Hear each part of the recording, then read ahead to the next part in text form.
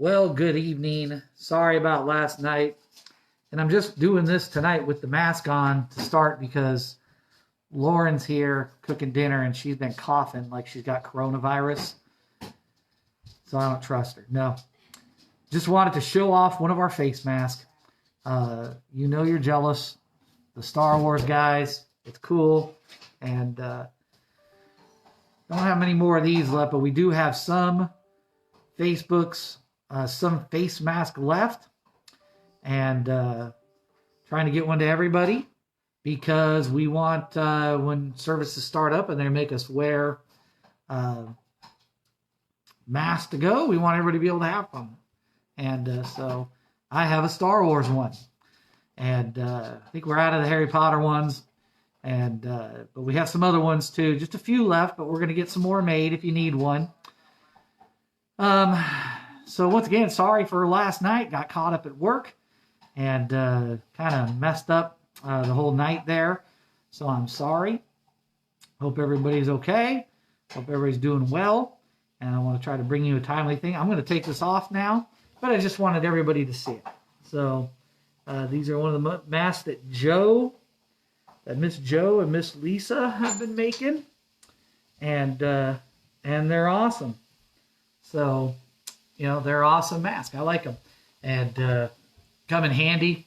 Hopefully keep you healthy. And when this madness starts settling down, which hopefully it will pretty soon. And so, anyways, I also realized that we're on a delay here. You guys are probably about 30 seconds behind me. And then when I'm done and I press stop, it cuts off 30 seconds of what I'm saying. So I'm going to make sure we stay a little bit longer than that. Give everybody a chance to get on here tonight.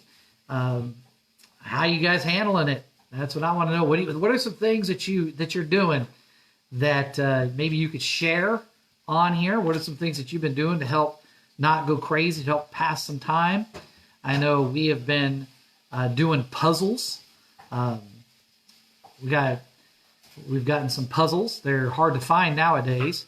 They're sold out. I'm not a puzzle guy, but I do get caught up in them when they start.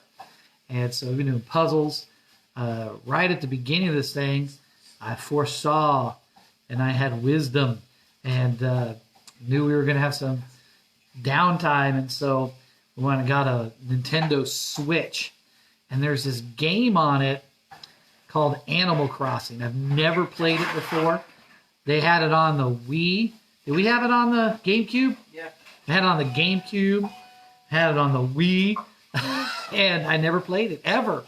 And so I got it for my wife because she liked it. And we also got our daughter and son, Joshua and Brittany, one for their families. And so that we could play online with them. We've done some Mario Kart race and stuff. So stuff like that. You got to be inventive during this time. But this dumb game Animal Crossing is just this dumb little game where you build a house and you fish and you catch bugs and you build things and you make this little life. And they kept telling me, you need to do it, you need to. So I finally said, okay, I'm going to do it. And now I'm caught up in this stupid game. And I've got to take my turn at it. So pretty fun. So what are you doing to pass the time? Find something. Just don't sit around and watch TV all day. But find some stuff. I think tonight we're going to go play some tennis. Try to stay in shape. And one of the sports I can beat my son at still, that I can beat Jeremy at. So I can beat Jeremy in tennis right now. And I got a stimulus check and Jeremy didn't. So, you know, I got that on him. He's beating me in golf already. So, all right, well, we're about to the point now where everybody's going to get on. I'm going to get on, perhaps some latecomers and people watch it later. Hello to everyone out there. I see Lorraine. I see Tajma. I see the Hammonds, Sheila, a couple of other people. See you poking on here. And so thanks for watching, Holly. I'm not sure who else I saw. Holly, Alyssa. Happy birthday, Alyssa. I can't believe I missed it. We'll take care of you. We'll do something for your birthday. Chesta from Michigan, the communist state of Michigan, apparently. You know, Chesta's watching because literally she can't do anything else in Michigan. You know, So you have to stay 10 feet away from each other in your house in Michigan. Tila is on here now. Good to see Tila watching. So I want to touch on some, trying to be appropriate. You know, our biggest battle, I think, during this time is making sure our thought process is straight. And I was thinking about this today. And, for Colossians chapter 3, just give me a couple of minutes here. Colossians chapter 3, verse number 12 to verse number 17 is kind of a list of all of these. Tila says, sit around, watch TV, must be nice. That's what happens when you have two little kids, Tila. And you know what you need? Tila, what you need is a Tila to babysit your kids like we had a Tila to babysit our kids. And that's what you need. Mike, good to see you on here. And hopefully Deborah's watching with you too. Tabitha Soto watching. Another person with a little baby. Holly crochets. That's painting and crocheting. Not my style. But anyways, get back to the Bible study here before I get so caught up here with everybody's little comments here. So Colossians chapter 3, verse number 12 to 17, like I said, it's a list of a lot of things that we're supposed to start doing as Christians when we're saved. The Bible says, put on, therefore, as the elect of God, holy and beloved. And it gives a list of these are things that we're supposed to put on in our life. I'm not going to belabor this, but there's some things we're supposed to put off of our life. And the Bible covers that too in the verses before that. But then it says there's some things we need to put on. And I just want to mention one of those things that we put on. But it goes on to say, put on, therefore, as the elect of God, holy and beloved, bowels of mercy. So we're supposed to be merciful as Christians. Kindness, we're supposed to put on kindness. Put on humbleness of mind, meekness, long-suffering. Verse 13, forbearing one another and forgiving one another. If any man have a quarrel against any, even as Christ forgave you, so also do ye. So we're supposed to put on forgiveness. Verse 14, and above all those things put on charity, which is in the bonds of perfectness. And so more than anything, we're supposed to put on charity. We're supposed to put on love. Make sure we're being loving people during this time. Verse number 15, and let the peace of God rule your hearts. So we're supposed to not let coronavirus rule our hearts. We're not supposed to let frustration rule our hearts. We're not supposed to let anxiety rule our hearts. We're supposed to let the peace of God rule our hearts. Verse 15 goes on to say, and let the peace of God rule in your hearts, by the which also ye are called in one body. And then it says this, in that last part of verse number 15, and be ye thankful. And be ye thankful. One of the things we're supposed to put on as a Christian is thankfulness. It goes in 1 Thessalonians chapter 5 and verse number 18. It says this, in everything give thanks. In everything. Now, what's everything?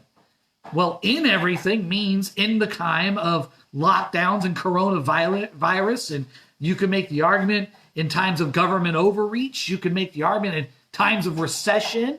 In everything, we're supposed to give thanks. That's what we're supposed to put on as Christians. I want to say this, don't lose your thankful spirit during this time. 2 Timothy chapter 3 goes the other end of that.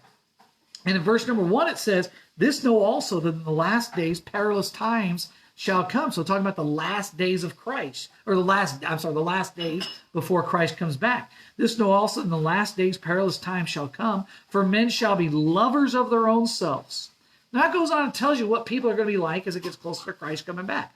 Lovers of their own, full of themselves, covetous, boasters, proud, blasphemers, disobedient to parents. And then it says this, unthankful. Thankfulness is a Christian characteristic. It's a Christian character trait that's vital for us to put on. And when are we supposed to put it on? In everything, we're supposed to give thanks. As it comes back to Christ coming back, more and more people become unthankful. That's an un-Christ-like attitude. That's an un-Christ-like mentality. We need to make sure we are thankful even during these times. Don't lose your thankfulness during this time. It can't steal that from you.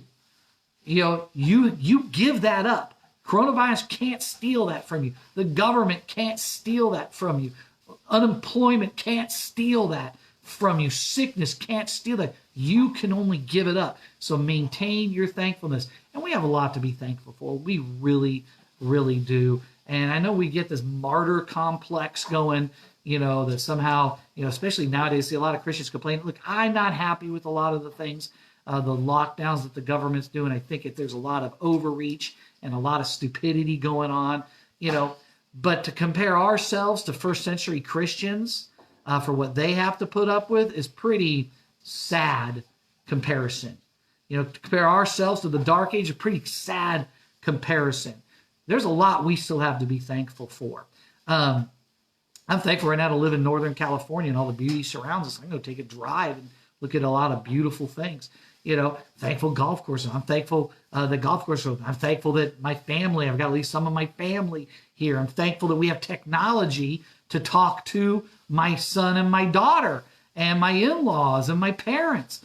There's so much we can be thankful for, and just because you consider there's government overreach going on isn't an excuse for you to just be griping and moaning all the time, because we're still supposed to, even in government overreach, still supposed to be thankful. Let the peace of God rule in your heart, not anger and frustration and bitterness and anxiety. Be thankful. Tell you what you do today. Find a lot of things to be thankful. Just look for things that you can be thankful for. We even in the bad things, I'm thankful that the predicted numbers of what it was going to be like and haven't come to fruition. It looks like they're not going to. Hey, that's something we can be thankful for. I'm thankful in our county there's right now 0 cases of coronavirus. I'm thankful that I still have church. I'm thankful I have church. I'm going on too long and I'm ranting now. During the Spanish flu, this was the same thing. A couple of months of basically social distancing and no church services. Only they didn't have Facebook Live to get encouragement from and to have some kind of fellowship online. So you quit your moaning and griping. God judged more people in the Old Testament for complaining than anything else.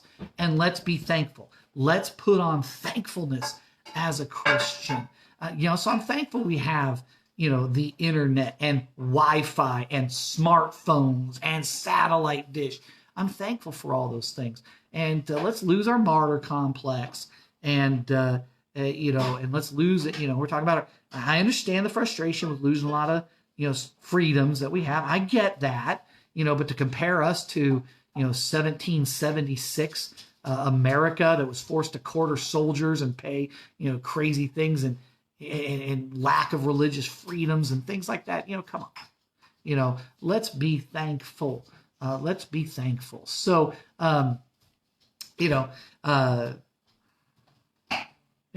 Tila just put on here, I like Valerie Kennicutt's comment, preach, so thankful we can choose, thankful we can.